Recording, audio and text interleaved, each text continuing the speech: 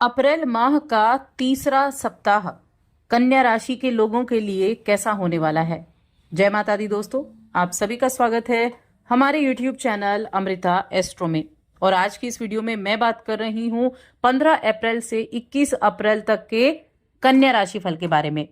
ये जो 7 दिन रहेंगे, इन 7 दिनों में जो ग्रहों की स्थिति होगी, नक्षत्र होंगे, योग बनेंगे, उनका प्रभाव कैसे आपकी इन 7 दिनों को प्रभावित करेगा। तो देखिए, जब ग्रहों की बात चल रही है तो जब सप्ताह की शुरुआत होगी तो ग्रहों के राजा सूर्य सप्ताह के पहले दिन से ही अपनी उच्च राशि मेष राशि में होंगे। तो अभी तक मीन राशि में थे, पंचग्रह योग बना हुआ था, लेकिन अब वो मीन से मेष में आ चुके हैं, जो कि उनकी उच्च की राशि है। तो मीन राशि में शनि, शुक्र, बुध और राहु, ये 4 ग्रह मौजूद हैं। अब इन 4 ग्रहों से एक तो चतुर्ग्रह योग बन गया, लक्ष्मी नारायण योग बना हुआ है, और साथ में मालव्य योग भी बना हुआ है। कन्या राशि में केतु है, कर्क राशि में मंगल, और बृहस्पति वृषभ राशि में है। तो ये तो है हमारी ग्रहों की स्थिति। चंद्रमा बहुत जल्दी राशि बदलते हैं। चंद्रमा की स्थिति वृश्चिक, धनु, मकर, इन 3 भावों में रहेगी, जहां चंद्रमा की सक्रियता बनी रहेगी। जब मकर राशि में चंद्रमा होंगे तो गुरु की दृष्टि होगी उन पर, तो गज केसरी राजयोग भी बनेगा, और उस राजयोग का प्रभाव भी आपको अलग अलग तरीके से देखने को मिलेगा। तो मैं कन्या राशि की बात कर रही हूं। कन्या राशि के जातकों के लिए ये जो सप्ताह है ये कैसा रहेगा।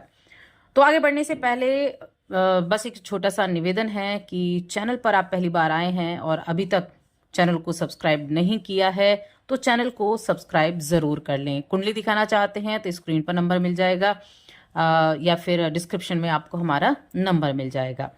तो चलिए, सबसे पहले मैं आपकी हेल्थ की बात करूंगी। तो आपकी राशि के स्वामी मीन राशि में विराजमान है, अभी तक वक्री थे, मार्गी हो चुके हैं। केतु आपकी राशि में विराजमान है। तो यहाँ थोड़ा सा जो जिनकी एज ज्यादा है, जो बुजुर्ग हैं, उनको थोड़ा सेहत को लेकर सतर्कता रखनी होगी, वरना कोई बिना वजह का रोग उभर कर आ सकता है। साथ में जॉइंट्स पेन वगैरह हो गए और बैक पेन वगैरह हो गया, तो इस तरह की चीजें आपको देखने को मिल सकते हैं, तो थोड़ा ध्यान रखें। बाकी शनि की स्थिति आपके लिए ये जरूर कहती है कि थोड़ा सूझबूझ से काम लेंगे हर एक चीज में, तो अपने काम को आसानी से बना पाएंगे। अब देखिए, सप्ताह की शुरुआत जो होगी वहां थोड़ी अड़चने दिखाई देंगी, लेकिन आपके अपनों का सहयोग मिल जाएगा।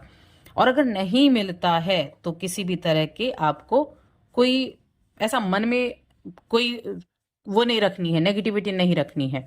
अपने काम को फिर अपने आप पूरा करना है, यानी किसी के ऊपर आंखें मूंद कर भरोसा ना करें, वरना धोखा हो सकता है। दूसरों के ऊपर काम ना छोड़ें, तो ये सावधानी आपको रखनी होगी। नौकरी पेशा लोगों के विभाग में थोड़ा बदलाव हो सकता है, जिम्मेदारियों में थोड़ा बदलाव हो सकता है, तो यहाँ चेंजेस के योग भी बने हुए हैं। तो यहाँ इन चीजों के लिए भी आपको जो चीजें हैं वो देखने को मिलने वाली हैं। अब इस समय अवधि में बेवजह का क्रोध आपके मन में रह सकता है। बिना वजह का क्रोध क्या करेगा? बिना वजह का क्रोध आपके कार्यों को बिगाड़ने का काम करेगा। तो इसीलिए अपने काम पर फोकस करने की आवश्यकता है। अपनी योजनाओं के लिए अनुशासन से जुड़ने की आवश्यकता है। जिन कामों को आप लेकर चल रहे हैं तो उनके लिए क्या होगा, अनुशासन से जुड़कर काम करें। जब आप मेहनत करेंगे तो मेहनत आपकी रंग भी लाएगी। साथ में ट्रैवल के योग भी बने हुए हैं, यात्राओं के योग भी बने हुए हैं, और घर में किसी सदस्य के आने के संकेत भी बनते हुए दिखाई दे रहे हैं कि कोई सदस्य घर में एंट्री कर सकता है, कोई नया सदस्य आ सकता है। कि आपके जो ऑफिस का माहौल है ना, आपका जो कार्य क्षेत्र है, वहां सीनियर से सहयोग भी मिलेगा, नया प्रोजेक्ट हाथ लग सकता है। पैसों की स्थिति ठीक ठाक रहेगी, लेकिन फिर भी फिजूल खर्ची से तो बचना होगा। जिस फिजूल खर्ची को आप रोक सकते हैं, जिस खर्चे को आप रोक सकते हैं, उसको जरूर रोकें। स्टूडेंट्स की अगर मैं बात करूं तो स्टूडेंट्स के लिए ये सप्ताह उत्तम बनता हुआ मुझे दिखाई दे रहा है, और सबसे ज़्यादा अनुकूल ये सप्ताह आपके लिए रहने वाला है। इस समय खुद को आप बहुत अधिक सतर्क रखेंगे अपनी शिक्षा के लिए, अनुकूल फल आपको प्राप्त हो पाएंगे। तो यहाँ उनके लिए काफ़ी ज़्यादा उत्तम है। और अभी तो आपके राशि के स्वामी भी मार्गी हो चुके हैं, तो उसका तो रिजल्ट आपको देखने को मिलेगा।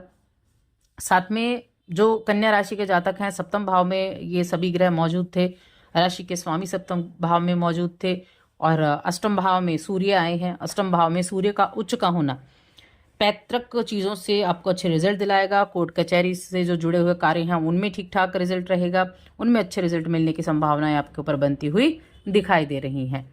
अब जीवन में कुछ ना कुछ इस सप्ताह में आपको अच्छा समाचार जरूर मिलेगा, जिसको कहते हैं खुशखबरी मिलना, वो जरूर मिलेगा। आप अपने दोस्तों के साथ मौज मस्ती पार्टी करते हुए नजर आएंगे, खुशी मनाते हुए नजर आएंगे इस अच्छे समाचार की वजह से। लेकिन कुछ चीज़ों को अवॉइड करना है। देखिए, अष्टम में सूर्य का उच्च का होना थोड़ा आपको एडिक्शन भी डालता है। अब एडिक्शन किसी चीज़ की भी हो सकती है, किसी चीज़ के भी एडिक्ट आप हो जाते हैं तो वो नुकसानदेह हो सकता है। अच्छी चीज़ों के हों तो अच्छी बात है, लेकिन अच्छी चीज़ों का एडिक्ट होना बड़ा मुश्किल होता है। तो थोड़ा सा अल्कोहल वगैरह से आपको बचना होगा। उनसे जितना दूरी बना कर रखेंगे उतना ज़्यादा अच्छा आपको रहने वाला है। वरना आपको ऐसा मौज मस्ती के चक्कर में आपकी छवि ना खराब हो जाए, इसका ध्यान रखें। ऐसा कुछ भी करने से बचें, वरना परिवार के बीच में शर्मिंदगी उठानी पड़ सकती है। और कार्यस्थल पर आपके जो वरिष्ठ हो गए, आपके जो साथ काम करने वाले जातक हो गए, उनके साथ अपने रिश्तों को अच्छा बनाकर चलें, संबंधों को बेहतर बनाकर चलें। जब आप अपनी छवि पर खुद ध्यान देंगे कि आप लोगों के सामने कैसे पेश आ रहे हैं, तो उस छवि को बेहतर बनाने से आपको ही लाभ मिलेगा। और ऐसा करके भविष्य में भी वेतन वृद्धि की संभावनाएं आपके लिए बढ़ती हुई दिखाई देंगी।